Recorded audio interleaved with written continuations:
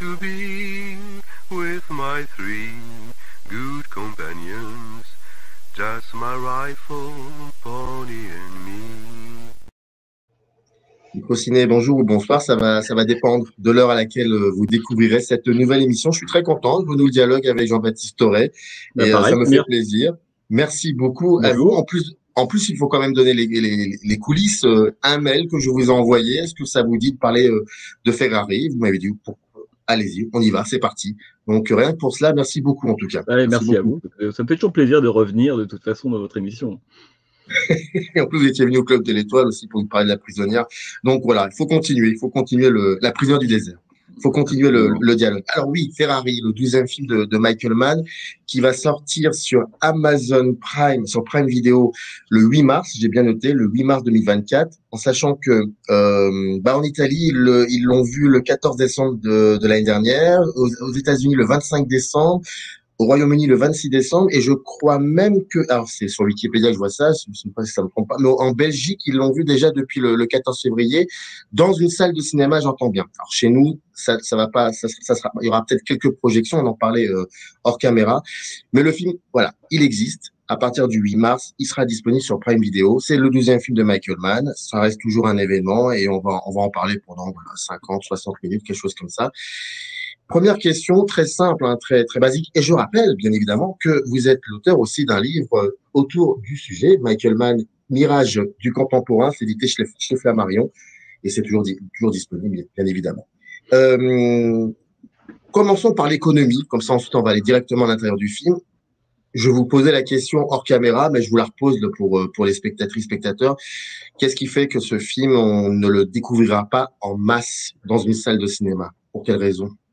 Ben, en fait, la raison, elle est toute bête. C'est-à-dire que la proposition que fait Amazon, tout simplement pour acheter le film et donc le distribuer sur sa plateforme, en fait, est tellement importante par rapport à ce que pourrait aligner n'importe quel distributeur aujourd'hui en France que, en fait, Forward Pass, qui est la boîte de Michael Mann et Michael Mann lui-même, en fait, n'avait pas vraiment d'autre choix. Je pense que on sent bien qu'aujourd'hui, il y a un désir quand même des studios américains, mais aussi bien major qu'indépendant. Le mot est un peu fort, mais en tout cas de sanctionner, de punir, ou en tout cas d'expliquer à la France que puisqu'il y a notre chronologie des médias à nous, cette fameuse chronologie des médias qui impose un certain délai entre la sortie salle, la sortie en Blu-ray, le passage à la télé, enfin tout ça, et ben ils vont passer outre et ils vont passer par les côtés. Or, les moyens financiers d'Amazon ou de Netflix ou de Disney Plus sont tels par rapport aux distributeurs aujourd'hui qui sont pas forcément en très bonne position,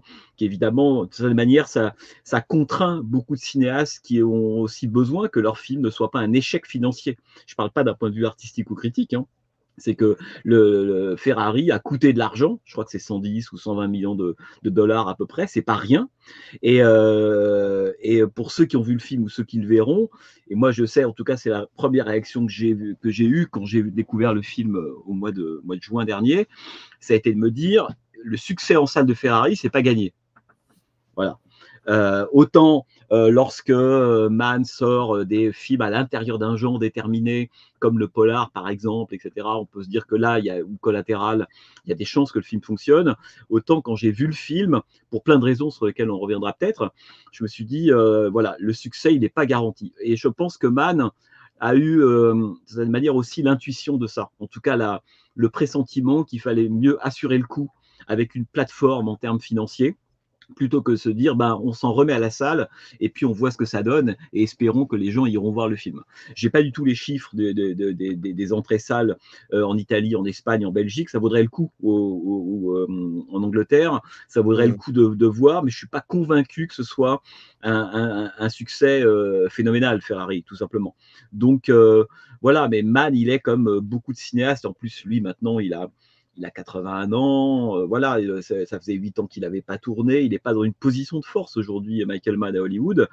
Et je dis ça parce que le succès moi, quand j'ai découvert le film, je l'avais vu à Los Angeles parce que je devais écrire sur Ferrari pour la version américaine du bouquin que vous avez montré. Et donc, je devais écrire un chapitre supplémentaire pour que le livre, une fois sorti aux États-Unis, soit à peu près à l'heure. Et donc, je suis parti à Los Angeles voir le film et Matt me l'a montré. Et il n'était pas. Disons qu'il était mixé à 98% et étalonné à 98%. Et c'était une drôle d'expérience d'ailleurs de voir le film avec lui. Et pendant la projection, il a repris 20 pages de notes sur des micro-détails. Et alors là, il n'y a pas suffisamment de jaune dans ce plan. Là, on n'entend pas suffisamment le crissement de la voiture. Il est avec son monteur. Bon, et je me dis que ce travail homérique de perfectionniste, comme on l'imagine, qui à la fin va se retrouver pour beaucoup sur un écran d'ordinateur. Je parle du son Atmos, par exemple, toutes ces choses-là. La déperdition, c'est-à-dire que est tellement importante. Je ne dis pas que le film reste film, évidemment. On le regarde sur un écran d'ordinateur, sur une grande télé, 4K, avec son vidéo proche. Très bien. Il n'empêche que pour avoir vu le film en salle et l'avoir vu ensuite plusieurs fois sur des écrans réduits, je peux vous assurer que la différence, elle est vraiment importante.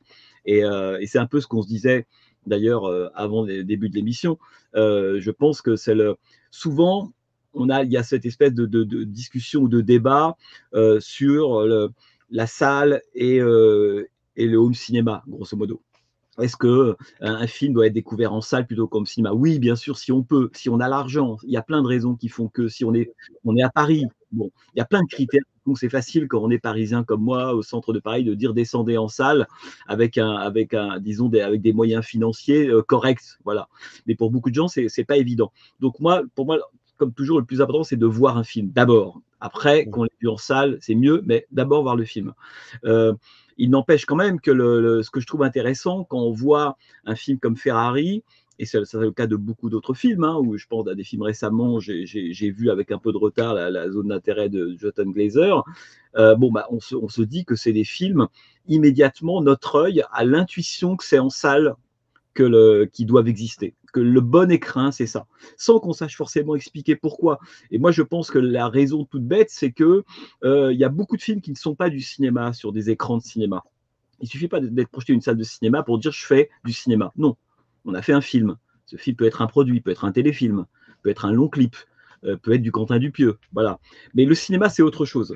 Et quand on voit un film comme Ferrari, j'ai quand même le sentiment que notre œil nous dit, à cause de la précision de la mise en scène, pour moi, la puissance des plans, le langage de Mann, vraiment la rigueur, que là, son écrin, c'est la salle de cinéma.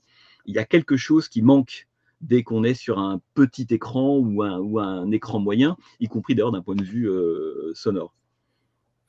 Alors, si on reprend, si on est un peu fainéant et on reprend le synopsis qu'on trouve certainement dans le dossier de presse, donc voir sur Allociné, ça dit en gros ça.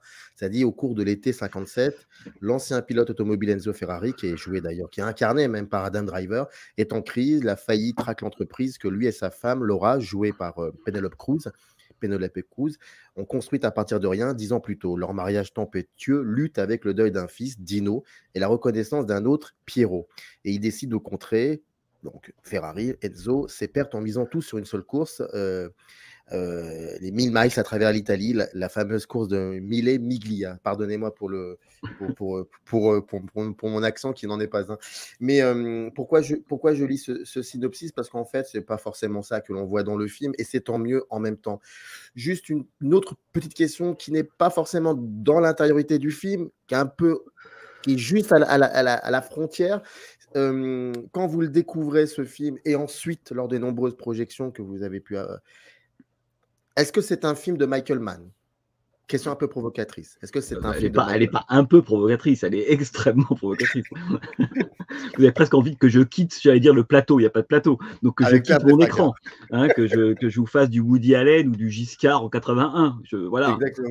Au revoir. Mesdames, au revoir. Non, oui, bien sûr. Mais vous savez, un auteur, c'est une question, si vous voulez. Alors, un auteur, déjà, quand on a dit ça, qu'est-ce qu'on a dit? En fait, pas grand-chose. C'est quand même toujours bien de le rappeler. Dès lors que quelqu'un pose son œil derrière une caméra et fait un film, quand c'est le réalisateur qui le fait, ce qui n'est pas toujours le cas, parfois c'est souvent les chefs-op, mais quand le réalisateur fait le film, il est auteur. Après, est-ce qu'on est un bon ou un mauvais auteur? Ça, c'est une autre question. Mais je veux dire, je ne veux pas citer de nom pour être désobligeant, mais beaucoup de mauvais cinéastes sont des auteurs. enfin de mauvais cinéastes, de cinéastes qui font des mauvais films, et de très grands cinéastes sont aussi des auteurs. Donc l'auteur me semble pas être une variable hyper intéressante en réalité, parce que quand je découvre Ferrari, eu égard à l'engagement du bonhomme, sa sincérité, le temps qu'il a travaillé et macéré ce projet, qui date quand même du début des années 90 et dont il a quand même vaguement l'idée depuis les années 70. Donc on voit bien que c'est ni un film de commande, ni un film qu'il aurait fait par caprice. C'est quelque chose, comme toujours chez Mann, qui vient de très très loin. Hein. Et donc quand je découvre Ferrari, instantanément je vois l'auteur Mann dans tous les plans. Je sais que ça ne veut pas dire que c'est un bon film, mais ça veut dire que je vois que c'est un film de Michael Mann tout de suite. La façon de cadrer, le travail sur le son, la façon d'insister sur des détails qui très importants, sans en même temps les surligner, des plans iconiques, on y reviendra peut-être, l'utilisation de la focale, les personnages eux-mêmes, évidemment, hein, qui sont là pour le coup, en tout cas Adam Driver, Enzo Ferrari, et un personnage qui est une sorte de concentré de personnages maniens. Et d'ailleurs, ça m'a beaucoup intéressé quand j'ai vu le film, parce que je me demandais comment est-ce qu'on situe Enzo Ferrari dans la constellation ou dans la lignée des personnages de Michael Mann. Et j'ai presque le sentiment que c'est un personnage qui arrive soit au début, soit à la fin. Il arrive au début, si on considère que Mann a eu l'idée depuis très très longtemps de faire ce film-là, d'une certaine manière, et il arrive à la fin parce que c'est un film de 2023 et qu'on peut le considérer comme un personnage arrivant après les personnages de Heat, de Collateral, de Pacino, dans Révélation, etc. Et donc voilà, moi quand je vois le film, je me dis oui, c'est un film de Michael Mann par tous les pores de la peau. Par tous ces plans, c'est un film de Michael Mann. Moi, la vraie question que je me pose, c'est la question que je me pose toujours avec les auteurs que j'aime, et d'autant plus quand ces auteurs sont vivants et qu'on a la chance de voir en temps réel leur dernière production. Hein, je me souviens quand j'étais adolescent, que je découvrais les films de Peckinpah en VHS dans les années 70, enfin 70, début 80, et que j'ai la chance de voir son dernier film, je ne le sais pas à l'époque, Osterman Weekend en 83, je suis même pas 13 ans. C'est un moment qui est toujours un moment important, émouvant, de se dire qu'un cinéaste qu'on a adoré, d'un seul coup, on va voir son dernier film en salle. Et pour moi, Mann, voilà, le fait de voir comme ça, lui, cinéaste vivant, faisant ce film, je le découvre, et la question que je me pose, c'est plutôt, est-ce que ce film est un film qui est une redite par rapport à ce qu'il a déjà dit? Moi, c'est quelque chose qui, pour moi, est très important. En quoi chaque film fait avancer le schmilblick? Ou comment est-ce qu'il prend un même problème selon une facette ou avec une focale différente? Si c'est pour faire toujours le même film, c'est pas très intéressant. Et c'est là vraiment la question qui, moi, m'a obsédé quand j'ai vu Ferrari. Je me suis dit, oui, c'est un film de Michael Mann, de A à Z, très bien. Mais une fois qu'on a dit ça, qu'est-ce qu'on a dit? Est-ce qu'on va ressortir toujours les mêmes choses sur Mann? Oui. Voilà, l'homme pris entre sa vie privée, sa vie professionnelle, son rapport à l'affect qui est très compliqué. On le voit pleurer et en même temps, on peut le voir par moments extrêmement cruel, voire impitoyable ou insensible à l'égard de certains moments du film. Voilà, on pourrait multiplier comme ça les exemples. Oui, c'est un film de Michael Mann, très bien. Mais qu'est-ce que ce film apporte par rapport au précédent film de Michael Mann? En quoi Michael Mann a fait un pas de plus ou un pas de côté? Si c'est pour voir un film qui serait on pourrait presque dire dans la zone de confort de Michael Mann, ça me semble pas hyper intéressant. Si en revoyant Ferrari, je me dis oui, c'est très bien, on est en Italie, à Modène, en 57, mais grosso modo, ce film, tout ce qu'il dit là, il l'a déjà dit. Or déjà, le simple fait de situer un film en Italie, en Europe, en droit, à part la forteresse noire qu'il n'avait jamais exploré jusque-là. Et encore, la forteresse noire, c'était pour la Seconde Guerre mondiale, etc. Mann, qui est un cinéaste des grandes mégapoles, hein, de la grande globalisation, on pourrait dire, des mégapoles américaines, des mégapoles asiatiques. Qu'est-ce que ce type-là, hein, qui a réinventé la façon de filmer Los Angeles, va aller faire à Modène, qui est un petit village d'Émilie-Romagne, en 57? Là, le défi, déjà, moi, m'intéresse. Parce qu'on n'est pas dans la zone de confort de Mann. On n'est pas à Taipei, on n'est pas à Hong Kong, on n'est pas à Tokyo, on n'est pas à LA, voilà. On est à Modène. Hein. C'est comme si, je ne sais pas moi, on passait d'une très très grande mégapole à une toute petite ville à une autre époque ou autre. Et ça, on en parlera peut-être après, ça tout de suite, ça contraint ou ça impose à Michael Mann, on pourrait dire, de remettre à jour, ou en tout cas de modifier certains des aspects ou des items qui auraient pu être des items maniens, comme on en a vu plein. Je veux dire, il n'y a pas l'océan Pacifique, par exemple, à Modem. Donc, le fameux plan océanique qui est une sorte de signature visuelle de Mann par lequel il a fait passer toute une profondeur existentielle, etc., ben là, il ne peut pas le faire. Enzo Ferrari, il ne va pas à la plage. Il ne part pas faire 300 km pour aller à Ostie ou à Anzio. Donc, il n'y a pas ça. Comment est-ce que, en même temps, cette idée, on va la retrouver dans le film? Voilà. Et le simple fait, si vous voulez, que Mann rebatte intégralement les cartes, je dirais d'un point de vue moins temporel que géographique, a forcément un impact colossal sur Ferrari. C'est-à-dire que Ferrari ne s'est pas tourné à Los Angeles. Donc, le simple fait de se retrouver en Italie, à cette époque-là, en l'occurrence l'année 57, en pleine campagne, dans un tout petit village, on y reviendra, qu'est-ce que ça produit? Et qu'est-ce que Michael Mann en fait? Et ça, j'ai trouvé ça vraiment passionnant. En fait, l'originalité dont je vous parlais, elle est là. C'est que là, je me dis, déjà sur le papier, par rapport à ce que vous avez lu, le synopsis, on se dit, bon, alors, de très très loin, il y a quoi de Michael Mann là-dedans? Il y a les voitures, il y a la vitesse, grosso modo, la compétition, au sens du professionnel, de la performance, etc. Là, je peux comprendre comment Mann va s'y retrouver. Mais alors, Modène 57, qu'est-ce qu'il va faire là-dedans, lui? Est-ce que, alors, comme je le fais habituellement avec d'autres invités, souvent quand on parle d'un film ou alors une série ou une filmographie, j'aime bien comme ça montrer des petites captures et puis rebondir ensuite sur ça. Moi, je vous avouerai que il y a quand même quelques moments de ce film où j'ai vraiment été assez déstabilisé parce que parce que content aussi de voir ce cinéaste aller explorer quelque chose, soit qu'il n'avait jamais fait, ou alors qu'il avait fait de manière assez furtive. Ou alors peut-être que je me trompe. Mais en tout cas, peut-être que je me trompe dans le sens où ça ne m'avait pas frappé dans les autres films, mais en tout cas, ça m'a frappé dans celui-ci. Par exemple, il y a une séquence qui est même très très belle, très intense. Vous évoquez le fameux personnage mannien qui à un moment va se recueillir sur la plage. En plus, ce que je vais vous montrer, ça dit aussi autre chose qu'on partage, d'ailleurs un point commun, c'est par rapport à John Ford. Et je crois que vous avez deviné exactement ce que je vais montrer. En fait, c'est deux images. Alors d'abord, il y a celle-ci. Voilà. Donc on reconnaît Ada Driver et Enzo Ferrari. Et il y a celle-là. Donc c'est le fameux chant contre chant. Donc, c'est le même endroit, c'est-à-dire, en fait, les deux personnages vont se recueillir auprès de la tombe de leur fils qui est mort des suites d'une maladie, Dino. Et alors déjà, ça m'a beaucoup impressionné, cette espèce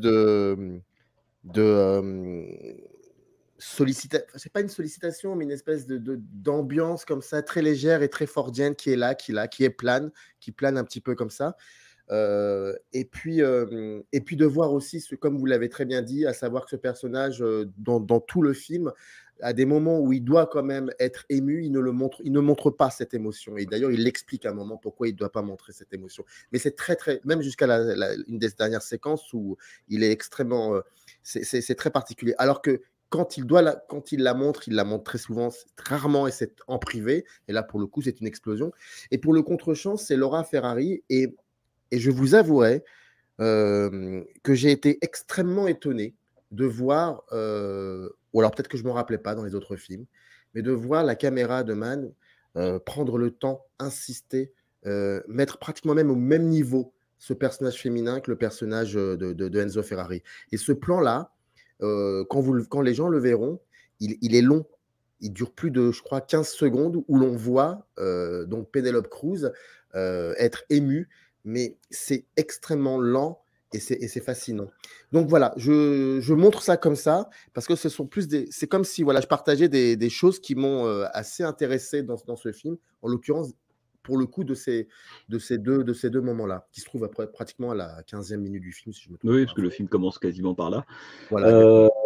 Bon, bah écoutez, vous commencez par du lourd parce que ces deux plans qu'est-ce qu'on pourrait dire d'abord? Vous parliez de Ford. Moi, quand j'ai vu Ferrari, bon, ça semble un peu loin comme ça du film, mais ben, on est parfois gagné par, comme vous êtes gagné, je pense que ça doit être aussi un peu mon cas, souvent par Ford. En tout cas, Ford vous hante, ou vous voyez Ford dans plein d'endroits différents. Moi, c'est souvent mon cas. Et donc, évidemment, ce rapport à la tombe, ce rapport à la mémoire, Ouais. voilà, je sais pas, la charge héroïque. Hein, voilà, on se souvient, la charge héroïque, si ce n'est que là, il n'y a pas l'apparition de l'ombre, il n'y a pas Joe Andrew hein, dans le plan. Mais ce rapport à la fois aux morts est quelque chose d'abord qui est capital dans le film. C'est-à-dire que c'est un film. Alors, je vais essayer de structurer un peu ce que les deux images que vous m'avez montrées m'évoquent. C'est un film qui, contrairement, on pourrait dire, aux autres films de Mann, non pas que ce ne soit pas des films qui approchent la mort. Un film comme Le Dernier des Mohicans, à certains moments, est un film qui l'approche. Il y a même des séquences, évidemment, dessus. Il y a des morts dans ces films ou autres. Mais c'est peut-être le film de Mann le plus endeuillé, on pourrait dire. Le film de Mann le plus obsédé, moins, d'une certaine manière, presque par le coup d'après, qu'une façon de régler quelque chose qui a eu dans le présent, qui a eu lieu dans le passé. Ça, c'est pas quelque chose qu'on trouve souvent chez Michael Mann. L'utilisation du flashback, par exemple, elle est rarissime chez Mann. D'ailleurs, si je dis pas de bêtises, il a utilisé une fois, c'est au début de Ali, hein, ce montage d'images où on voit comment s'est constituée la psyché en fait d'Ali, mais c'est pour la construction d'une identité, ce qui n'a rien à voir avec la façon dont Mann utilise là dans Ferrari. On voit que Ferrari, le film, hein, est un film qui est totalement hanté. Mais les personnages sont hantés par quelque chose qu'ils ont fait dans le passé, hantés par une relation, hantés aussi par une relation qui a été, pour notamment Enzo et Laura, une relation idyllique, voire utopique, etc. Ils sont hantés par des souvenirs. Il y a cette très très belle séquence de l'opéra au moment où on entend le Parigi Cara de Verdi, où certains des personnages, Enzo Ferrari, Laura depuis sa chambre sombre, écoutant la radio, Lina Lardi qui est la même pas la maîtresse, qui est l'autre compagne, l'autre femme de Enzo Ferrari, sont là assaillis par des souvenirs. Et ce qui est très intéressant, c'est que systématiquement, en fait, tout nous ramène au passé. Et tout nous ramène à quelque chose qui a disparu. Et même la mère, hein, d'une certaine manière, de Ferrari, voilà, elle pense à l'un de ses fils qui est mort. À la guerre. C'est un film qui est totalement obsédé par la question de la mort et du deuil, y compris même du point de vue de la mise en scène, de la photographie, l'endroit, l'appartement où habitent Enzo et Laura, en fait, est quasiment une sorte de mausolée. C'est-à-dire qu'il y a le mausolée objectif du cimetière de San Cataldo, dont vous avez montré là des plans, puisque les deux personnages, on les voit au début aller se recueillir séparément sur la tombe de leur fils, le Dino, hein, mort 2 ans auparavant. Donc le film s'ouvre quasiment en réalité avec ça. Pas complètement, j'y reviendrai, mais quasiment avec ça. Mais ce qui est, à mon avis, intéressant, c'est que dans ces deux images que vous avez montrées, alors il y a le rapport à Ford, bien évidemment, mais pour moi, Ferrari, en fait, est une sorte d'équilibre parfait entre Ford et Hawks, on pourrait dire. C'est la charge héroïque featuring Seuls les anges ont des ailes.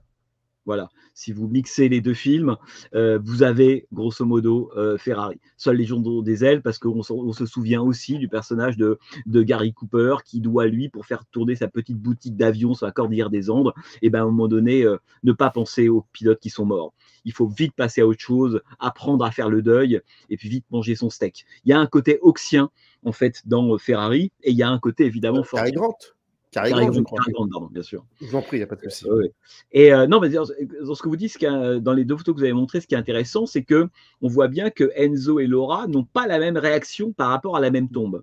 Et ça détermine les deux, on pourrait dire, les deux lignées, les deux voies, hein, qu'emprunte le film et qui ne cessent de se croiser. Enzo Ferrari, c'est son moment, on pourrait dire, de libération de l'affect. Parce qu'on se disait tout à l'heure, Ferrari, il a deux modalités d'affect. Il a la modalité, on pourrait dire, qui est celle du mélodrame. Ferrari est très souvent, emprunte souvent d'ailleurs des effets au mélodrame. On n'est pas loin du mélodrame. Mais quand je dis mélodrame, c'est au sens noble du terme. Hein. Il y a des effets mélodramatiques dans Ferrari. Et donc lui, voilà, il vient parler à son fils et on le voit pleurer. Et ce qui va trancher extrêmement fortement avec la façon dont il va se comporter face à la presse, après la mort de certains de ses pilotes ou autres. Là, on a un autre Ferrari. On a un personnage clivé pour lequel l'affect est un problème. L'affect, ça a toujours été un problème chez Michael Mann. Quand je dis un problème, c'est-à-dire, on ne va pas revenir sur tous ces autres films, mais une façon quand même ça, de saisir le monde contemporain comme étant un monde en fait qui nous prive d'affect. Moi, j'aime beaucoup ce personnage-là parce que d'une certaine manière, Ferrari, il est très proche du Vincent dans Collatéral, mais moins sa dimension pathologique. Mais en fait, Vincent est aussi un personnage qui met complètement son affect de côté, voilà, qui joue comme ça l'indifférence, qui n'est jamais ému, qui n'est pas sensible, qui n'est pas affecté par le sort des autres, aucune compassion. Et de ce point de vue-là, c'est l'image, je ne dis pas qu'il est comme ça, c'est l'image publique que Ferrari s'est construite. Il y a ce moment toujours très clé dans le film lorsqu'il enlève et met ses lunettes. On sait que quand Ferrari met ses lunettes, que Mann souligne d'ailleurs juste avant la conférence de presse par un léger ralenti, manière de nous dire là, on passe d'un Ferrari à l'autre, du Ferrari qui pleurait sur la tombe de Dino, qui va rire avec le jeune Pierrot, s'amuser avec lui, au Ferrari qui est la persona publique, hein, le joyau de la couronne d'Italie. Hein, le patron de la Scuderia. Et ça, on passe de l'un à l'autre systématiquement par les lunettes. Et quand vous regardez le film, c'est très intéressant la façon dont Ferrari enlève et met ses lunettes. Hein, lorsqu'il les met, c'est pour rentrer dans une zone de représentation, une zone sans affect. Hein, et lorsqu'il les enlève, il rentre dans une zone qui serait une zone d'affect, celle du plan que vous avez montré. Et puis, il y a le plan de Penélope Cruz. Penélope Cruz qui est d'ailleurs absolument formidable dans le film. Alors, vous dites effectivement, la femme, mais moi je pense que quand vous regardez les films de Mann, que ce soit Le Dernier des Mohicans, que ce soit Heat, que ce soit Miami Vice, quoi qu'on en pense, la femme a un rôle clé dans ces films. Hein. Je veux dire, dans Heat, c'est le personnage de Edie, joué par Abby Wendman, qui fait bifurquer le récit. Dans Miami Vice, c'est Gong Li qui fait bifurquer le récit. Le Dernier des Mohicans est un film presque plus sur Madeleine Stowe que sur Daniel Day-Lewis. En fait, en réalité, le personnage qui évolue le plus dans Daniel des Mohicans, celui qui a l'arc, on pourrait dire, psychologique et narratif le plus intéressant, hein, le grand déblocage affectif de Madeleine Stowe, c'est elle. C'est pas le Nathanaël dans le film. Et donc le fait qu'il y ait un passage féminin qui ait un rôle important, là, ne m'a pas étonné. Ce qui m'a intéressé par contre, c'est que pour la première fois, ce personnage-là, contrairement à Edie dans Heat, à Billy Frechette dans Public Enemy, etc., ce personnage-là, elle est liée au milieu professionnel de Enzo Ferrari. C'est-à-dire que jusque-là, et là, Mann rebat les cartes de façon intéressante, parce que jusque-là, il y avait toujours cette idée que il y a le monde professionnel, il y a le monde privé, comment est-ce qu'on concilie les deux? En gros, on n'y arrive pas. Dès le solitaire, Mann nous raconte ça. Et là, la question ne se pose pas du tout de la même manière, puisque la Scuderia, l'entreprise de Ferrari, a été créée conjointement par Laura et par Enzo, et c'est elle qui détient en réalité les fonds et qui cogère avec son mari. Donc, le côté l'homme manien dans le monde professionnel et puis dans le monde privé avec sa femme, dans Ferrari, ça ne marche plus du tout. En tout cas, ça marche de façon beaucoup plus compliquée, puisque Laura est aussi quelqu'un qui appartient au monde professionnel, on pourrait dire, de Enzo Ferrari. Et ça, je pense que c'est quelque chose qui m'a beaucoup intéressé, parce que j'ai trouvé que Mann rebattait vraiment, là, pour le coup, les cartes de ses précédents films. Il n'y a pas de redite, d'une certaine manière, hein, me semble-t-il. Hein. Donc, ça veut dire que dans ce film-là, en l'occurrence, le personnage de Laura, qui est joué par Penélope Cruz, en fait, ces deux personnages portent le film sur leurs épaules. Il n'y en a pas un qui... D'accord. En fait, ce que je trouve, pour moi, je ne fais pas de... Évidemment, le film s'appelle Ferrari. Pourquoi est-ce que, de certaine manière... Parce qu'en fait, c'est un film qui fonctionne autour d'un triangle. Il y a la maîtresse, Lina Lardi, il y a Enzo Ferrari, et il y a Laura Ferrari, jouée par Penélope Cruz. Ferrari, il est pris entre deux feux. Je pense que ce qui est très intéressant dans le film, c'est qu'il n'est pas pris entre sa vie professionnelle et sa vie privée, comme les personnages manniens l'ont été dans tous les précédents films de Mann. Mann, là, pour le coup, c'est pas qu'il change son fusil d'épaule, c'est qu'il l'a déjà fait, ça. Il nous raconte autre chose. Il nous dit, on a un personnage qui est pris entre deux modalités de sa vie privée, en réalité. Entre d'un côté la maîtresse et de l'autre Laura, sa femme. Entre deux fils. Il est pris entre un fils décédé, défunt, et un fils un jeune fils qui va grandir. Il est pris entre la mort, parce que le jeune Dino, c'est ça, hein, c'est comment faire le deuil d'un fils, d'un enfant, etc., et la vie. Et ce que je trouve très très beau dans le film, c'est la façon, par rapport aux 2 images que vous avez montrées, c'est que Laura, dans le plan que vous avez montré, elle sourit. Enzo, il pleure. Autrement dit, Enzo est quelqu'un qui tente, qui a fait, est en train de faire le deuil, mais qui n'a pas tourné le dos à la vie. Laura, c'est tout le contraire. Laura, c'est quelqu'un qui trouve la vie dans la mort. C'est-à-dire que c'est quelqu'un qui se complet, on pourrait presque dire, avec ses faux airs d'Anna Magnani, hein, Penelope Cruz dans le film, hein, c'est comme ça charbonneux, etc. Laura, elle sourit, parce que là où elle est bien, c'est quand elle est avec son fils mort. Autrement dit, vivre pour Laura, c'est vivre au milieu des morts. Vivre pour Enzo Ferrari, c'est pas ça du tout. Vivre pour Enzo Ferrari, eh ben, c'est donner une chance à cette famille qu'il a construit à côté, hein, fabriqué à côté, avec Lina Lardy et son jeune fils Pierrot. Et le film, en fait, est à la fois hanté par les morts, mais, et c'est ça qui est très très beau, me semble-t-il, c'est que, comme aucun film de Mann ne l'a jamais été, c'est vraiment un film du deuil, un film sombre. Le cimetière, le film commence dans le cimetière, se termine dans le cimetière, etc. Mais c'est quoi la différence entre la quasi-première séquence du film et ce que vous avez montré et la séquence de fin? J'espère que les gens qui nous écoutent auront vu le film. En tout cas, c'est plutôt conseillé. Encore, on s'en fout. Mais voilà, c'est pas grave. On ne peut pas faire autrement. Exactement. Si on veut parler du film. Oui, c'est vrai. Ou alors, on parle de bande-annonce. Et donc, ce qui est passionnant, c'est que le film, en fait, a une construction en miroir symétrique, du point de vue scénario, extrêmement complexe et très forte. C'est-à-dire que le film s'ouvre dans un cimetière et se clôt dans un cimetière. Mais au début, on est du côté de la mort, on est du côté du deuil. À la fin, on est toujours dans le cimetière, mais on n'est plus à l'intérieur, il fait plus sombre, on est à l'extérieur, c'est solaire, et on est avec un gamin et un père qui prend son fils par la main et il dit « Tiens, je vais aller te faire rencontrer ton frère ». C'est un film qui est hanté par la mort, mais qui choisit à la fin de faire triompher la pulsion de vie. C'est pas que Enzo oublie son fils, évidemment, c'est qu'à un moment donné, une fois qu'on a fait le deuil, la vie doit reprendre le dessus. Et lui, tout le problème, c'est que lui, il a Pierrot.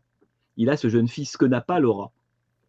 Et il y a un détail dans le film qui est là pour le coup caractéristique de la façon dont Mann gère les détails dans ses films. Je ne sais pas si vous vous souvenez, lorsque Laura Ferrari, en fait, apprend chez le banquier, ou découvre chez son banquier, l'existence d'une autre demeure, en fait, que leur propre maison secondaire du couple Ferrari. Et le petit lapsus, en fait, du banquier, mais rien, qui dit plutôt que Castelfranco, il dit Castelvetro. C'est rien. Et tout le film, en fait, bascule là-dessus. C'est ça qui est très beau souvent, hein, c'est sur une pointe d'aiguille que tout le film va basculer. Et elle comprend, elle a l'intuition, elle connaît par cœur son mari, que évidemment, ce lapsus du banquier, en fait, vient de lui indiquer une autre vie de Ferrari qu'elle ne soupçonnait pas, mais dont elle comprend immédiatement qu'elle existe en réalité. Et elle se rend comme ça à Castelvetro. Elle n'a pas besoin de rentrer dans la maison. Elle voit sur le porche, à l'entrée de la maison, une petite voiture, une petite maquette de Ferrari rouillée. Voilà. Jaune. Et voilà, elle est jaune. Elle arrive, elle voit ça. Et elle sait, uniquement en voyant cette petite maquette de Ferrari jaune rouillée, elle sait tout. Que c'est son mari qui est là, que c'est donc une femme est là, et que non seulement son mari a une autre femme, mais que son mari a une autre femme, et qu'ensemble, ils ont eu un enfant. Et tout ça passe uniquement par ce détail de la voiture. Alors cette voiture, qu'est-ce qu'elle devient?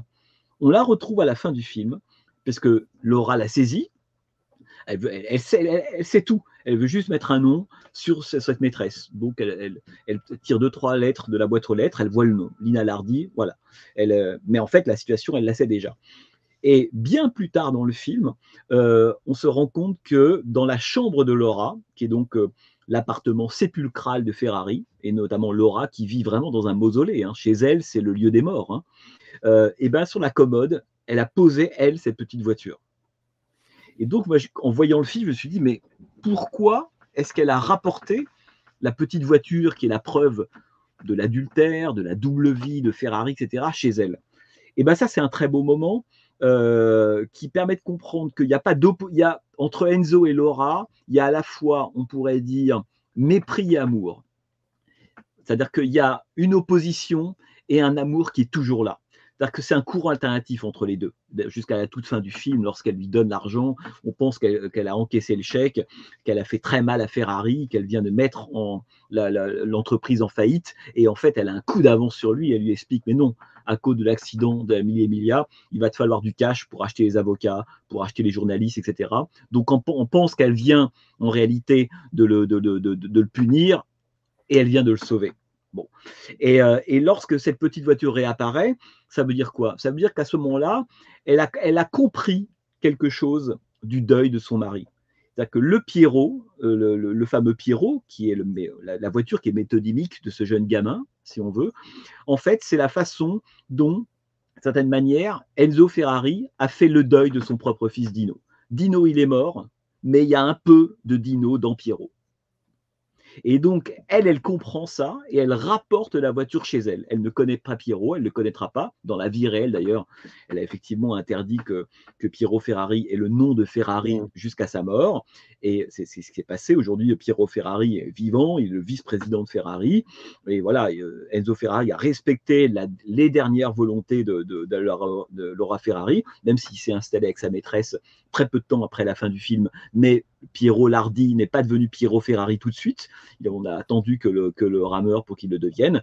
Mais en fait, elle rapporte un peu de Piero, faisant entre Piero et Dino, non pas l'opposition qu'on peut croire à un moment dans le film, lorsqu'elle lui dit mais finalement, tu étais tellement préoccupé par ta maîtresse et cette nouvelle famille que tu as laissé mourir ton fils. Les paroles qu'on dit souvent dans la vie, mais qu'on ne pense pas un quart de seconde. À la fin, non. De cette manière, c'est grâce à Piero que Enzo Ferrari a pu faire le deuil de Dino, mais le deuil, c'est pas dire l'oubli. Le deuil, c'est et d'ailleurs, lorsque Ferrari à la fin prend son jeune fils, il veut dire viens, je vais te faire rencontrer ton frère. C'est vraiment le mariage de la vie et de la mort, mais non pas la mort qui vous plombe, comme Laura. Laura est une morte vivante et Man la traite comme un zombie. Je veux dire, elle a le teint pâle, elle est charbonneuse, elle n'a plus aucun désir, elle est fagotée, elle a un côté autoritaire, c'est même pas qu'elle ne sourit plus à la vie, c'est qu'elle a décidé en fait d'arrêter sa propre vie au moment où son fils est mort. Ce que Enzo ne veut pas faire. Enzo, c'est pas la mort contre la vie, c'est que la mort, oui, mais la vie. Et ça, c'est absolument magnifique. Et le film, on pourrait presque dire, se commence dans un cimetière, se close dans un cimetière, mais entre-temps, le cimetière a complètement changé de signification. C'est un peu comme, vous savez, il y avait un très beau texte de Danès sur le beau des truands, lorsqu'il explique que l'homme sans nom, dans le film de Sergio Leone, change complètement de nature entre le début et la fin du film. Au début, c'est un homme qui a un trésor avec des bounty killers un peu ordinaires, une petite série, un petit film de chasse au trésor, pas grand-chose. À la fin du film, l'homme sans nom, c'est tous les morts de la guerre de sécession. Et quand on y revient, eh ben, l'homme sans nom, c'est pas Monsieur Johnson ou Monsieur Trucmuche qui a caché un magot. À la fin, il incarne tous les morts de la guerre de sécession. Et il y a quelque chose de cet ordre-là dans le traitement, dans l'usage du cimetière dans le film. Au début, c'est le lieu de la mort, du deuil, effectivement du dialogue, on pourrait dire, entre les parents et ce fils défunt, etc. À la fin, le cimetière, c'est le lieu d'où va repartir la vie. Et on voit Enzo et son fils repartir comme ça au loin, dans un plan quasi bucolique. Et je dis ça parce que Man, en fait, il a coécrit le scénario, il a commencé au début des années 90. À l'origine, Ferrari, ça remonte à ce moment-là. Sidney Pollack était son partenaire de production. Et donc, beaucoup de choses se sont passées, mais en tout cas, c'est là que ça remonte. Et Man expliquait qu'il a finalement compris tardivement quelle était la boussole du film. La boussole, on peut se dire au début, c'est à quel moment Laura Ferrari va découvrir que son mari a une double vie. Bon, très bien. Mais le film n'est pas un vaudeville.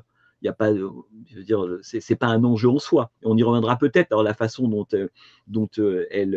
elle découvre et qu'est-ce que ça raconte du rapport à la géographie, à l'espace, etc. Mais bon, et en fait, Man n'était pas très satisfait par ça. Il n'était pas très satisfait non plus par l'idée que, effectivement, l'année 57 est une année où se concentrent beaucoup des problèmes conjugaux, intimes, politiques, économiques. Enfin, c'est vraiment le moment de la convergence. C'est pour ça que Mann a choisi en fait d'isoler cette année comme un moment où tous les conflits qui assaillent Ferrari convergent. Et puis il explique qu'il a compris assez tardivement la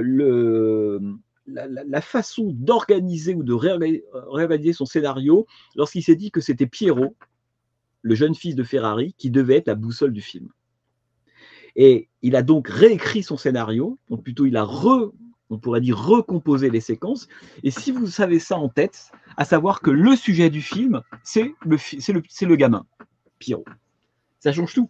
C'est-à-dire que vous comprenez ce qu'on se racontait juste avant sur l'évolution du film, de Dino vers Piero, d'un fils mort vers un fils en devenir, du mausolée, des ténèbres, de la mort, vers, au contraire, vers la vie, d'une certaine manière. Et je pense que Mann s'est servi de la vie de Piero et ses différentes apparitions pour restructurer en fait intégralement son scénario. Et je pense que c'est véritablement la boussole du film. Évidemment, il y a plein d'autres choses. Les rapports entre Ferrari et ses pilotes, la course, le rapport avec les habitants de Modène, il y a beaucoup de choses. C'est comme souvent dans les films de Mann, il y a une espèce de capacité à passer un peu de l'intime au global, évidemment très forte. Bon. Mais il n'empêche que la boussole, que la colonne vertébrale qui structure le scénario de Ferrari, c'est le fils Piero. C'est son jeune fils Piero. Ouais, ce serait effectivement... comment dire,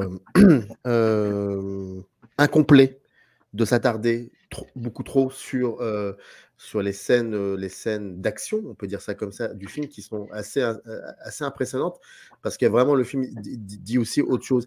Mais je voudrais revenir sur ce fameux détail à la banque, ce petit moment anodin que vous avez évoqué, parce que moi, le moment anodin qui m'a, pour le coup, donné... les clés du moment où Enzo fait le deuil de Dino, c'est ce plan-là, c'est celui-ci. Oui, bien sûr. Ah ça là je me suis dit c'est pas possible, il y a quelque chose. Alors bon, juste pour dire en gros que Piero est un amoureux fou du sport automobile et demande donc à son père d'avoir un autographe de Alfonso de Portago qui va devenir, qui va travailler, en tout cas qui va être dans les écuries Ferrari. Et à chaque fois, il oublie. Et au moment où la fameuse course va commencer, la dernière course, il lui demande pour son fils Piero, il y a du bruit. Et donc, il doit épeler P-I-E. Et moi, j'ai l'impression que c'est là, pour le coup, qu'il fait vraiment le deuil de Dino. Et à partir du moment où il insiste et qu'il nous fait un gros plan, alors là, pour le coup, c'est vraiment un gros plan mania. Ça, on est dedans, là.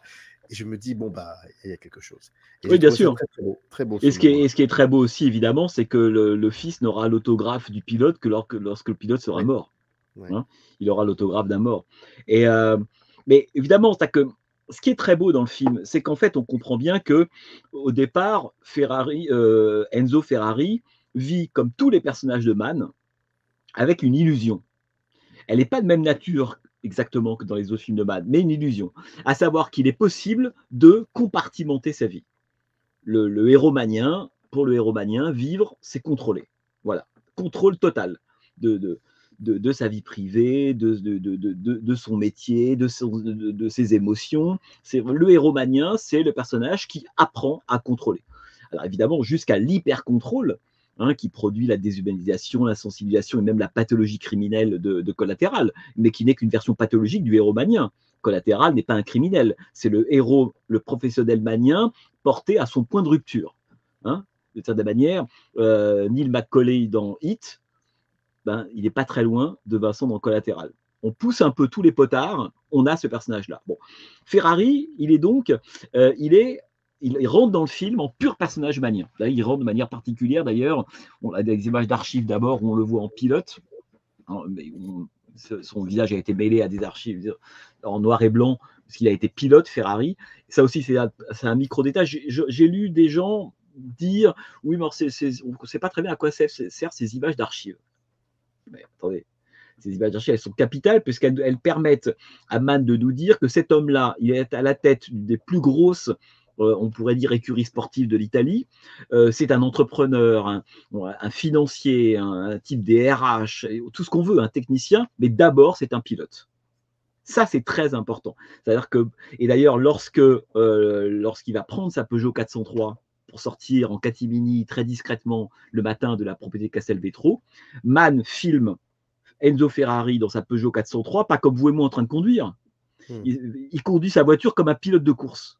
Et là, quelques plans extrêmement serrés, très découpés, le passage des vitesses, le pied au plancher, le volant. C'est-à-dire que même au volant, sa Peugeot 403, qui est quand même pas la version idéale de la voiture de course, hein, même la Peugeot 403, Enzo Ferrari reste un pilote.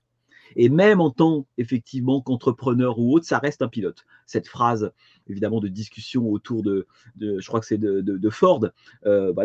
Ford, ils participent à des courses pour vendre des voitures. Moi, je vends des voitures pour pouvoir faire des courses. Voilà, tout est dit. Et c'est important parce que ça, c'est partie de ces micro-détails. Il était extrêmement important que Mann pose au début, il n'y reviendra pas, il fallait le dire au début et c'est très important parce que ça détermine tout ce qu'est le personnage, à savoir que cet homme-là, il est peut-être le Ferrari de 57, une figure célèbre, connue, respectée, crainte, etc., mais d'abord c'est un pilote. Donc quand il est avec ses pilotes, c'est pas le patron qui est avec ses employés, en réalité. C'est quelqu'un qui est passé par là, qui est comme eux, hein, qui a vieilli, qui était moins bon qu'eux d'ailleurs, mais il leur parle comme à ses collègues, pas comme à ses employés. Les fameuses 2 grandes séquences dans la petite trattoria de Modène, une première fois où il présente Alfonso de Portago, très vivante, etc. Puis une deuxième fois, beaucoup plus sombre après l'échec de Ferrari face à Jaguar au Grand Prix de Rouen. Et cette phrase extrêmement belle, il dit, bah voilà, il compare les pilotes de l'écurie de Maserati face à ceux de Ferrari. Et ben vous êtes des gentlemen, des aristocrates du Gotha, des gens bien élevés, très polis, formidables. En face, c'est des gens qui ont une détermination brutale de gagner. S'ils doivent mourir, ils mourront. Voilà. Et il a cette phrase extrêmement belle, d'ailleurs qu'il accompagne d'un geste, hein, lorsqu'il dit 2 objets ne peuvent pas occuper le même espace au même moment. Évidemment. Alors, je dis ça parce que c'est une phrase évidemment qui va servir, qui va être d'une certaine manière la clé de la Mille Miglia et aussi la tragédie de la Mille Miglia, parce que ce professionnalisme en fait que les pilotes veulent se dépasser. Et est-ce que c'est pas d'une certaine manière Enzo Ferrari qui a provoqué aussi la mort des Portago, hein, c'est la beauté du geste des Portago. À la fin, ils ont gagné Ferrari. Pourquoi aller à 350 à l'heure sur cette ligne droite? Mais parce que l'état d'esprit du professionnel, on y va d'une certaine manière. Et l'autre chose qui est très belle, c'est que cette métaphore des 2 voitures, qui reviendra dans les courses, lorsque les 2 sont côte à côte, qui va céder le pas, eh ben, elle qualifie aussi toute la vie conjugale de Ferrari.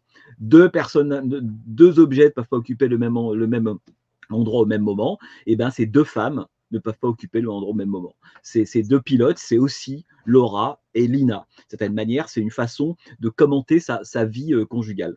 Et je dis ça parce que ce que vous mentionniez sur le détail qui fait de Piero, qui fait basculer le récit, c'est qu'effectivement, Enzo Ferrari, c'est donc un personnage qui est totalement manien, il veut tout compartimenter, mais c'est une illusion. Comme toujours chez Mann, il y a un moment où, d'une certaine manière, la frontière entre ce qu'on a tenté, entre les espaces qu'on a voulu compartimenter, elle prend l'eau.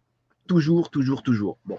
Et c'est ce qui amène généralement la dimension, le drame dans les films de Michael Mann, c'est le moment où la digue, elle saute. On ne compartimente jamais autant qu'on croit. Même Vincent, dans Collatéral, il peut éprouver quelque chose. Et c'est ça qui le dérègle. Bon.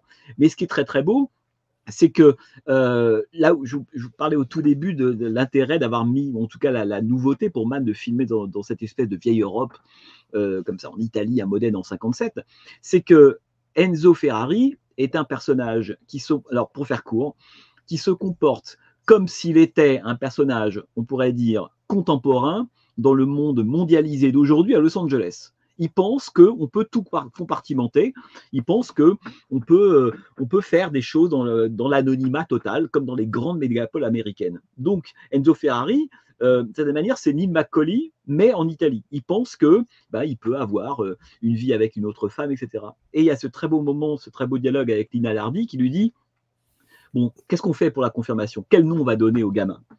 Il lui dit les personnes n'est au courant que Piero existe. Ça, c'est l'illusion d'Enzo Ferrari. C'est le personnage manien qui pense qu'il vit à Los Angeles. Je caricature, etc.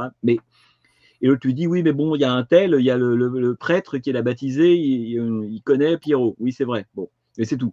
Oui, mais il y a aussi les brigadiers de police. Ah oui, mais c'est tout. Et il y a les instituteurs, rien. Et à la fin, il dit mais tout le monde à Modène connaît l'existence de Piero. Et là, Ferrari lui répond oui, tout le monde, sauf Laura. La seule chose qui compte, c'est que Laura ne le sache pas. Donc, c'est quelqu'un, en fait, qui compartimente comme s'il était dans une espèce de monde où on pouvait compartimenter, mais il vit dans un espace qui, en fait, fonctionne selon des modalités contraires. À Modène, tout se sait, tout circule, ce qui est le contraire de Los Angeles. C'est-à-dire qu'à Los Angeles, vous pouvez, je sais pas moi, à West Hollywood, faire quelque chose, jamais à Long Beach ou à Sunset, on entendra parler. Là, pas du tout. À Modène, il suffit que au tout début du film, un personnage arrive par un train, il y a tout de suite une sorte de mouchard, une sorte de sentinelle. À peine il a mis un pied, ce pilote de Maserati, Jean Bérat, à Modène, qu'immédiatement, le téléphone, je dirais le téléphone arabe, le bouche à oreille, le téléphone se met en place. 1 minute après l'arrivée de ce pilote, donc en tant qu'étranger dans cette ville de Modène, 1 minute après, toute la ville est au courant. Et cette espèce on pourrait dire, de circulation extrême à la fois des informations, y compris des souvenirs, des événements, tout le monde connaît tout le monde dans cette petite ville-là, elle contrevient totalement à ce qu'est un personnage manien par essence, hein, qui est un personnage de la compartimentation, des grandes mégapoles, de l'indifférent, de l'anonymat possible. D'ailleurs, c'est ce que disait Vincent dans le Collatéral, je ne sais pas si vous vous souvenez, il dit ici c'est trop déconnecté, trop fragmentaire, des millions de gens, personne ne se connaît, comme des poussières d'étoiles. Modène, c'est l'exact contraire de toutes les villes qu'a filmé Michael Mann jusque-là. Mais il y a un personnage au milieu, en tout cas au début du film, Enzo Ferrari, qui pense qu'il peut se comporter comme s'il vivait à Los Angeles. Non. Dire à Modène, c'est pas comme ça que ça marche. Et dès que quelque chose a lieu ici, en fait, ça se sait ailleurs. Mais ça marche aussi bien dans le film, d'ailleurs, d'un point de vue géographique, que d'un point de vue temporel. Je ne sais pas si vous vous souvenez, lorsque Castellotti vient faire ses essais, parce qu'ils veulent tout de suite battre à nouveau le record qui vient d'être battu par Jean Bérat, il se réveille, il arrive sur la piste, etc. Il lui présente sa compagne, Cecilia Manzini. Il va se tuer quelques minutes plus tard. Ferrari se tourne vers la compagne, avec toujours cette idée manienne que, effectivement, là, il sent que la vie privée est un danger pour.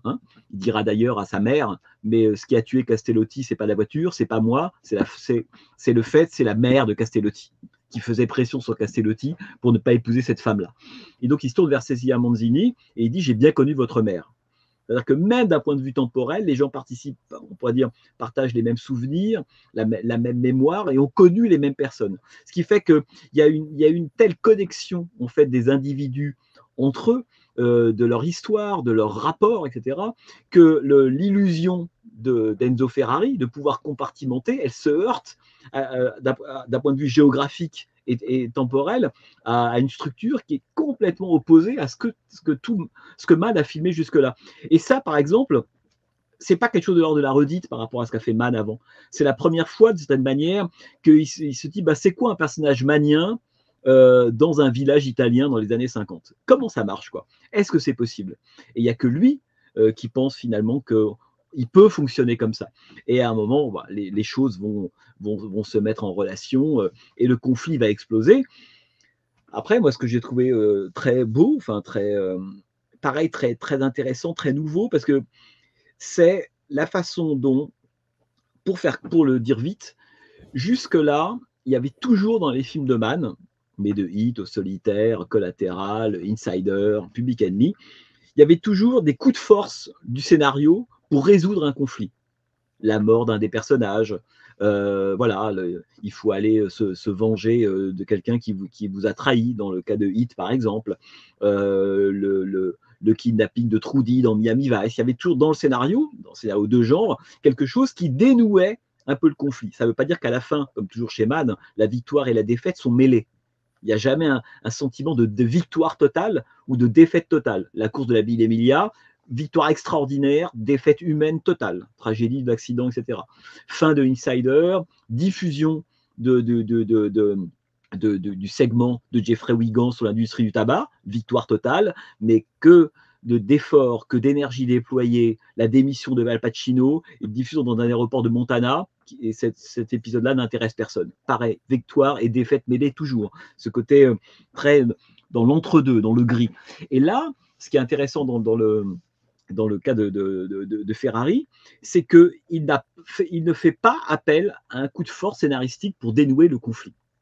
C'est-à-dire que le conflit entre Laura et Enzo, qu'est-ce qui va se passer quand Laura va apprendre que Enzo a sa maîtresse et a un fils Piero? Eh bien, il l'apprend. Le film se déroule. À la fin, Enzo voit Lina. Il dit alors, elle le sait? Oui, elle le sait. Et il dit oui, mais rien n'a été résolu. Et le film, ça c'est sa dimension moderne, on pourrait dire à une forme, il faut le dire vite, hein, mais à une forme qu'on pourrait considérer comme une forme classique, d'une certaine manière. C'est-à-dire que ce qui a à voir, c'est ce qui a lieu. Hein, il y a une mise en scène classique que certains pourraient même reprocher, j'imagine, à Mann, qui s'attendait par moments à une dimension peut-être plus expérimentale. Après Miami Vice, Public Enemy, Black Hat, là non. Il y a de la part de Mann, non pas un retour en arrière, mais un désir, à mon avis, de débrayer la dimension expérimentale. Il revient à une forme classique, comme il avait fait d'ailleurs un peu avec le Dernier des Mohicans en 92, après le Sixième Sens. Alors, les mauvaises langues, ou pas les mauvaises langues, pourraient se dire oui, mais Mann est dans une situation qui est un peu complexe aujourd'hui. En tout cas, ça fait 8 ans qu'il n'avait pas tourné de long métrage. Il a fait Tokyo Vice, la série, il a écrit un roman, Hit 2, etc. Il n'est pas en position de force à Hollywood, pour plein de raisons. Donc, il a sans doute comme s'il avait voulu assurer ses arrières. Hein. Je vais revenir, comme il avait fait avec des Mohicans après le succès plus que mitigé du Sixième Sens, il s'est dit, bon, il faut que je fasse un pas en arrière. Et là, je pense, c'est pas qu'il a fait un pas en arrière, c'est qu'il a mis en veilleuse, c'était pas son sujet. Son sujet, c'était finalement cette espèce de conflit non résolu. Et ça, c'est la dimension moderne, d'une certaine manière. La dimension moderne, c'est qu'entre le début et la fin, entre Laura et Enzo, rien n'a changé. Et Mann disait d'ailleurs dans un entretien pour un site américain que je trouvais assez intéressant, il disait, mais ça, c'est la vie. La vie, on ne résout jamais les contradictions à la fin. À la fin, on se met dans un fauteuil, on regarde la télé et on meurt, avec ces conflits non résolus. Ça, c'est très intéressant, parce que c'est la première fois dans un film de Mann qu'il y a une telle, on pourrait dire, adhérence, un tel désir de Mann de s'approcher le plus possible de ce que c'est que la vie, hein, cette espèce de dimension, finalement, dans la vie, les choses ne se résolvent pas, tout simplement. Ça reste en l'état. Alors que jusque-là, tous les films de Mann, d'une certaine manière, à la fin, dénouaient ça. Hein, pour le pire, pour le meilleur, dans la mort, dans la vie, peu importe. Mais c'est quelque chose qui se dénouait. Là, absolument pas. À la fin, c'est du point de vue, on pourrait dire, du récit dramatique, le statu quo total, puisque Mann ne nous donne même pas le procès qui sera intenté contre Ferrari après la tragédie de Guidicillo, le petit village qui a été ravagé là, par la voiture de Portago, etc. En fait, il commence à un endroit, il se termine à un autre, mais si on ne comprend pas que Piero est la boussole, et que du point de vue psychologique pour Enzo, il s'est passé énormément de choses, mais du point de vue de tout le reste, rien n'a bougé. Rien.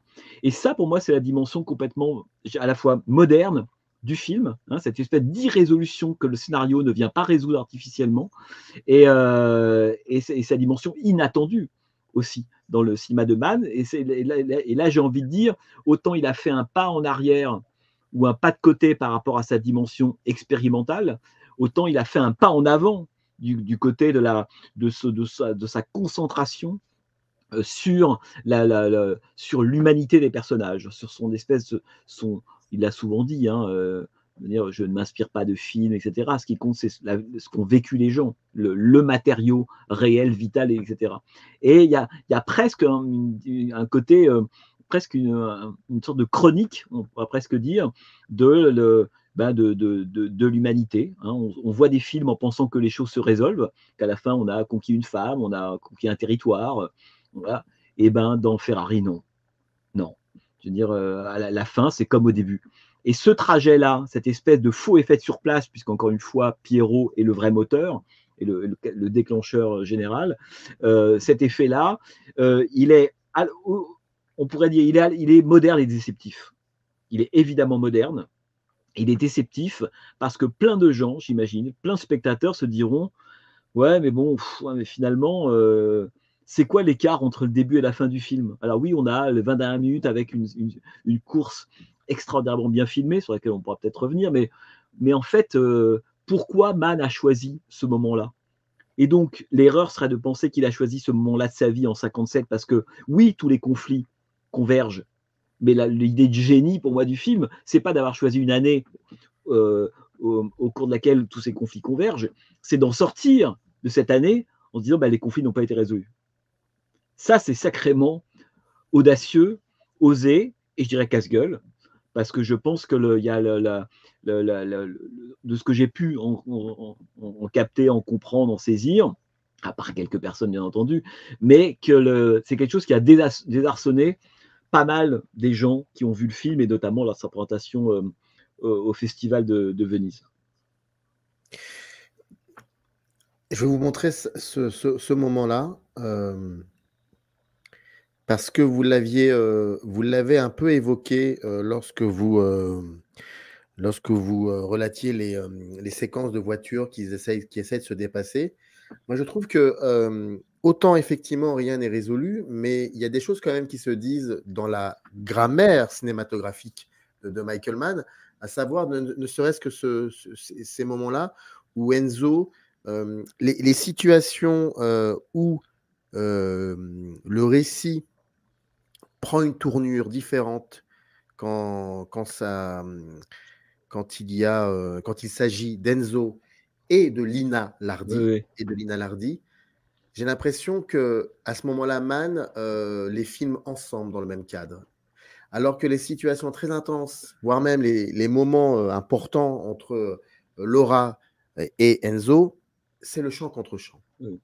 Et la séquence finale, Absolument. c'est un chant contre chant. Absolument. Alors, et ça, c'est ça. Alors là, pour le coup, si on voit pas, enfin, à un moment, il faut aussi prendre le temps de voir ça. Je veux dire, et c'est là où ça devient passionnant.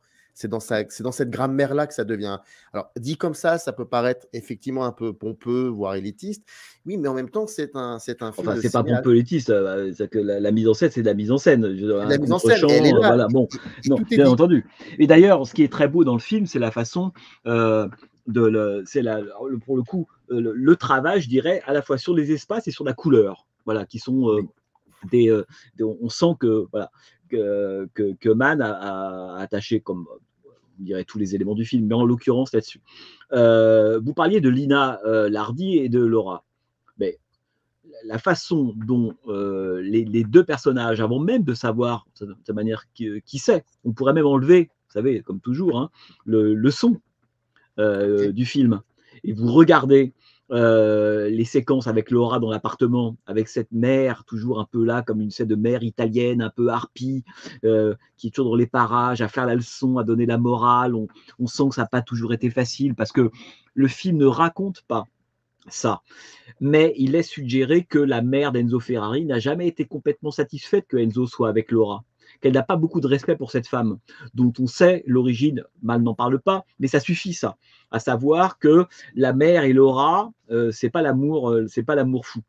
Hein, c'est pas l'amour vache non plus, c'est pas l'amour fou, parce que Laura, il y a toujours eu comme ça beaucoup de discussions, de débats sur ses origines. Est-ce que c'était une petite bourgeoise, une sorte de presque de fille de rue? Voilà, on sait la vie de Laura Ferrari, de Laura avant qu'elle devienne Laura Ferrari, est encore aujourd'hui sujet à beaucoup de discussions. Et Mann montre très bien ça.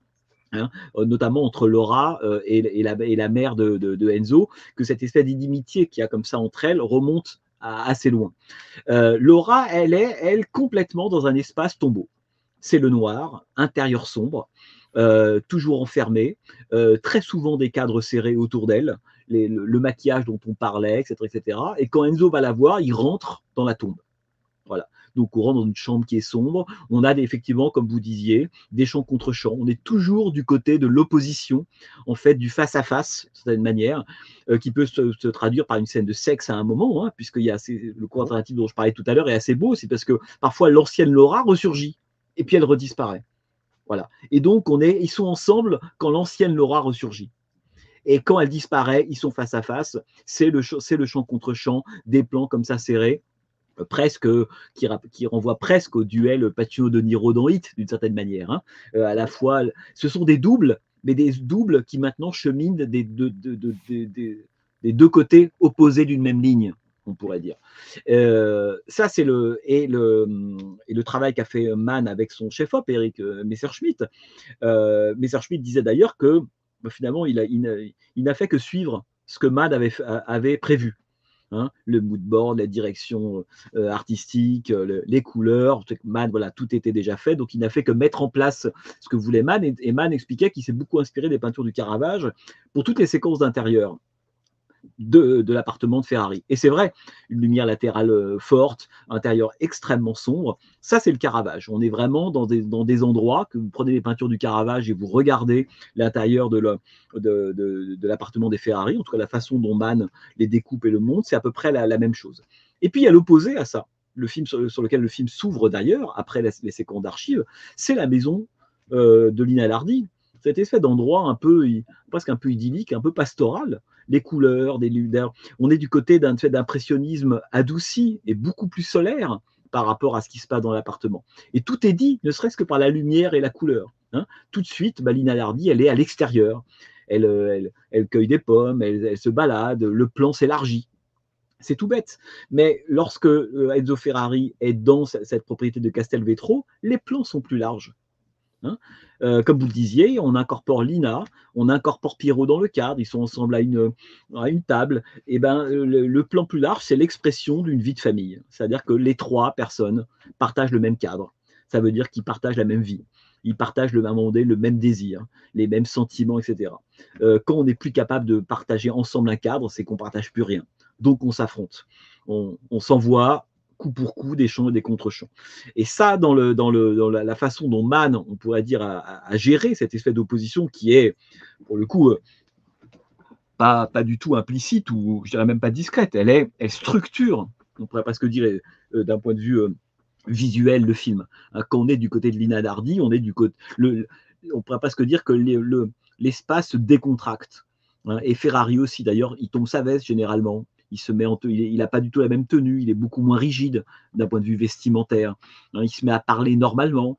Et donc voilà, on a c'est vraiment cette idée, le plan serré sombre quand on est chez Laura, et le plan plus large qui accueille tout le monde. On est du côté de la mort, d'un côté, du côté de Laura, et on est du côté de la vie, tout simplement, lorsqu'il est avec Lina Lardi et Pierrot. Et on n'a pas besoin, effectivement, d'en savoir plus. La façon dont Mann met en scène, en fait, cette opposition-là permet de comprendre ce que finalement cette micro-résolution de Enzo. Qu'est-ce qu'il va choisir?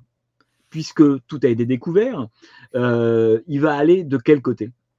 Est-ce qu'il va choisir plutôt le fils mort, ou est-ce qu'il va plutôt... Et donc, Laura, et le ressentiment, les insultes, on voit bien, et en plus, entre eux, toutes ces choses qui n'ont pas encore été réglées. Il y a un moment de grande violence lorsque Laura l'accuse d'avoir été responsable de la mort de Nino. Elle n'en pense pas un mot, il n'empêche que cette espèce de ressentiment ressurgit. Ou alors, il va choisir plutôt la vie du côté de Lina Lardi et de cette espèce de propriété-là de Castelvetro. On va s'arrêter là. Il y aurait beaucoup de choses à dire, mais voilà, c'est le contrat. C'est comme ça. Et c'est très bien. Donc maintenant, il faut que les personnes aient vu, ou voient, ou revoient, ou redécouvrent ce film. Je le rappelle. Il y a juste une chose, Samir, juste une petite chose, c'est je dis ça parce que c'est quelque chose qui m'a intéressé quand j'ai vu le film. C'est la fameuse poursuite, la fameuse course de la Mille Emilia à la toute fin du film. Je dois vous avouer que quand moi je vois le film en salle pour la première fois, oui, j'ai pas mal de mal en fait à comprendre qui est qui, en fait, qui conduit quelle voiture sur cette espèce de Mille Emilia. Et quand la première fois que je sors du film, en fait, pour moi, c'est un défaut du film. Je me dis, mais moi, dans le cadre, pendant 20 minutes, j'ai beaucoup de mal à savoir quels sont les Maserati et quels sont les Ferrari. Bon. Mann étant un perfectionniste, il n'a absolument pas trafiqué en fait, les voitures. Hein, c'est pas quand vous avez Le Mans 66, une voiture rouge, une voiture blanche, à l'image, vous comprenez qui est en avance sur qui, où se positionnent les voitures par rapport à l'espace, etc. Là, pas du tout. On a des voitures rouges contre des voitures rouges, pilotées par des pilotes qui ont les mêmes casques. Donc, c'est quand même extrêmement audacieux de la part de Mann de faire reposer le suspense pour un spectateur sur le déroulé d'une course, hein, à partir de deux éléments qu'on n'arrive pas à distinguer. Alors, les grands puristes sauront distinguer le rouge qu'on appelle le rouge aniline de Ferrari du rouge, dont j'ai oublié le nom, du rouge de Maserati. Mais en réalité, la première fois qu'on voit le film, on ne sait pas qui poursuit qui, à moins d'avoir repéré le Cavallino Rampante. Regardez ça, parce que je voulais vous poser, voilà. Bon, voilà. Si, on voit l'écusson Ferrari, effectivement. Là, on voit l'écusson Ferrari. Et là, ça va vite, hein. Là, ça va extrêmement vite. Et en fait, j'ai trouvé, alors, ça montre l'absence totale, la mystique de Mann autour de l'authenticité. Oui. C'est vraiment un mystique de ça. C'est quelqu'un qui pense, mais de la même manière qu'il avait tenu à ce que Johnny Depp meure et que sa joue tombe à l'endroit exact où celle de John Dillinger était tombée en 1933 à Chicago. Voilà. Il y a chez Mann, c'est au-delà des dires de reconstitution. Il y a une croyance véritablement mystique qu'en faisant exactement comme les mêmes lieux, les mêmes gestes, les mêmes rituels, etc., quelque chose allait advenir. Bon. Et là, il nous refait le coup, de certaine manière, dans Ferrari. Mais ce qui est assez beau aussi, c'est la façon dont ça produit une sorte de ballet, on pourrait presque dire, où il n'y a plus d'opposition entre Maserati et Ferrari. Et c'est là que le film devient fort. C'est que dans n'importe quel film de course de bagnole, bon, on veut savoir si X est devant Y. Bon, qu'il dépasse, etc. Puis à la fin, X l'emporte sur Y. Très bien. Alors quand les voitures ont des couleurs différentes, c'est plus pratique. Jaune canari contre bleu, on voit la différence. Là, rouge contre rouge, on ne voit pas la différence. Mais lorsque je revois le film, je me dis, mais finalement, il y a quelque chose d'extrêmement intéressant dans cette idée-là, à savoir que Mann me dit, au bout d'un moment, oublie le fait que c'est X contre Y. Ce sont les mêmes, en réalité. Ce ne sont même pas des adversaires. Ce qu'il est en train, en fait, la course commence avec on pourrait dire des adversaires sportifs, et peu à peu évolue vers une forme d'idée qui est, voilà ce que c'est qu'être pilote, l'addiction, le professionnalisme, et d'une certaine manière la tragédie qui va avec.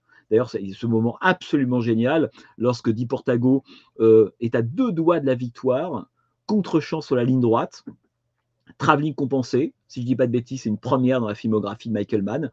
Là, on a vraiment le scale obsessionnel, la concentration sur une ligne droite, il n'y a plus rien autour, il n'y a plus que la ligne droite qui compte et ce qu'on va atteindre au bout. Au moment de cette extrême concentration, donc de cette extrême plénitude sur le visage du pilote, il y a presque un moment d'épiphanie. Hein, on parlait de mystique, mais il y a quelque chose de fou. À ce moment-là, le pneu éclate, toujours. Hein, c'est toujours pareil, c'est que pour atteindre l'épiphanie, il faut risquer la tragédie. Et donc Mann, en fait, déplace l'enjeu de la course pour le spectateur. Au début, on est un spectateur classique, on veut savoir qui est devant, qui gagne, qui va plus vite, qui, en fait, part dans le décor, etc. Ça commence comme ça. Et peu à peu, en fait, c'est juste un ballet de voitures, on pourrait presque dire, indifférenciables, de pilotes indifférenciables, mais parce que Mann a changé d'idée. C'est plus ça qui l'intéresse. Maintenant, il dit, voilà ce que c'est que la course automobile. Voilà ce que c'est qu'un professionnel qui est en phase absolue avec son rêve et son désir. Oubliez de savoir si c'est Portago ou Jean Bérat, on s'en fout. À ce moment-là de la séquence, ça compte plus. Par contre, regardez la beauté, en fait, ou essayez d'approcher de ce que c'est la puissance, en fait, du professionnel lorsqu'il arrive au bout de sa performance, même si celle-là est adossée à la mort. Ferrari avait écrit son autobiographie, il l'avait appelé Terrible Joy, une terrible joie. Hein, c'est-à-dire que c'est une joie terrible. C'est les deux à la fois. Et Mann, dans la deuxième partie de la séquence de la Mille Emilia, juste avant l'accident, nous montre exactement ça. C'est une joie, le travelling compensé, le moment d'apothéose, presque de jouissance, de certaine manière. Elle est terrible. Le pneu éclate, 10 morts, 80 blessés, mort de Portago, c'est fini. Et d'ailleurs, dernière chose, Samir, parce qu'on pourrait en parler toute la nuit, c'est comme la bière tourtelle, on peut en boire jusqu'au bout de la nuit. Dernière chose, c'est le réemploi par Mann du morceau de Lisa Gerrard et Pierre Bourque dans The Insider. Je ne sais pas si vous avez vu lorsque Ferrari se rend sur les lieux de la tragédie, de l'accident, il arrive devant la carcasse d'Alfonso de Portago. À ce moment-là précis, Mann réutilise une musique qu'il avait utilisée dans Insider, qui s'appelait Sacrifice, qui est le moment où Jeffrey Wigan revenait du tribunal du Mississippi après avoir déposé, rentrait chez lui, il était dans sa voiture et à travers la vitre, en pleine nuit, il voyait la carcasse en feu d'une voiture. Il rentre chez lui, il n'y a plus personne, il y a une lettre, sa femme et ses enfants l'ont quitté. Le sacrifice de cet homme qui a raconté ce qu'ont fait les fabricants de tabac, le sacrifice de l'honnêteté, de l'éthique ou autre, tout, en fait, toute grandeur morale ou professionnelle a un contre-coup, d'une certaine manière, a un prix, un coût à payer. Et là, il fait exactement la même chose. C'est-à-dire qu'en utilisant, alors c'est un peu codé, c'est un peu pour les maniens convaincus, mais cette idée que Ferrari arrive devant la carcasse de Portago, l'utilisation de ce thème de Insider, déjà lui connecté à une carcasse en feu, c'est assez drôle d'ailleurs de voir comme ça à 25 ans d'écart que ce motif-là revient, en fait nous dit exactement la même chose. C'est le prix à payer pour être Ferrari, c'est ça. Et ça, il le sait, et il le dit à un moment donné, j'ai appris à construire des murs. Là aussi, on disait au tout début, vivre, c'est contrôler, c'est compartimenter. Il n'y a pas un personnage plus manien qu'un personnage qui construit des murs. Dès son premier, non pas film, mais téléfilm, The Jericho Mile, 79, comme un homme libre, le coureur Murphy avait construit un mur. Voilà, il le théorisait dès le début. Le premier personnage de la filmographie de Michael Mann nous disait, moi, pour faire mon temps, pour supporter la prison, j'ai construit un mur autour de moi. Il n'existe que ce qu'il y a à l'intérieur de ce mur-là. Sinon, je ne peux pas vivre. Ferrari, on pourrait presque dire 50 ans plus tard, il fait exactement en fait la même chose. Et il le dit à un moment à Lina, j'ai construit ce mur en 1924 quand 2 de mes meilleurs amis sont morts sur le circuit de Monza. Avant, j'étais poreux,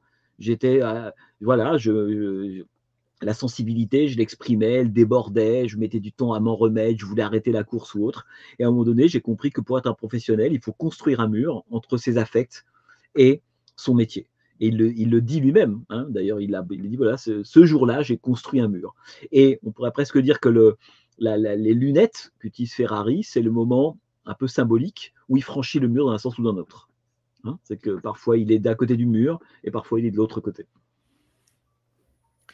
Comme ça répond à ma question provocatrice de savoir si c'est un film de Michael Mann. Je crois que pas du tout. Après notre petite heure de discussion, je pense qu'on... Pas du tout. Non, mais il y avait beaucoup de choses à dire, ne serait-ce que par rapport à la violence aussi. Vous disiez que ce film est un film extrêmement sombre. On aurait pu aussi parler de ça. Bon, il y a beaucoup de choses à dire sur ce film. En tout cas, il sera disponible sur Amazon Prime le 8 mars.